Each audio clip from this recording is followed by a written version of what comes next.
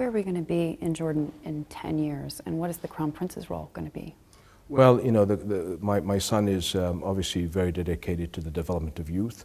And where we will be is, I think, always pushing the envelope when it comes to new technologies.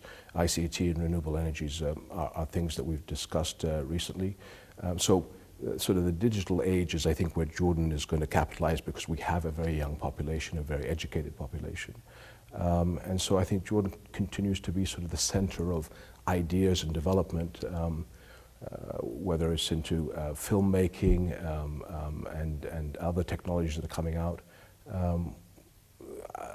I know others try to replicate what we're trying to do, but it's always a nice surprise to see that the Jordanians have always had that edge. You know, we do apps, app competitions for high school students. I think we're the only country in the Middle East that does that. I think just that's indicative of how we continue to invest into the younger generation, so that they're 2 steps ahead of everybody else. Given that issue with a young and growing population and the opportunities that can raise, how important then is it, with all the turbulence in the region, that Jordan gets it right? Well, it's important, and again, you raise a problem or a challenge that I think the world needs to understand for the whole region. You know, we've got the largest youth cohort in history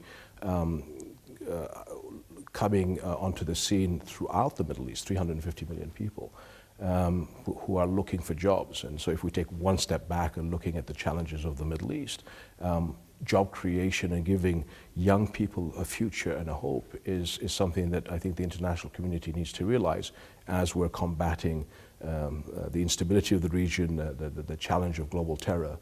You know, we have to have strong partners in the world, because these young men and women need to have a faith in the future.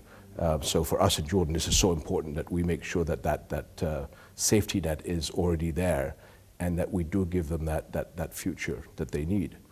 Now, how do we multiply that across the Middle East?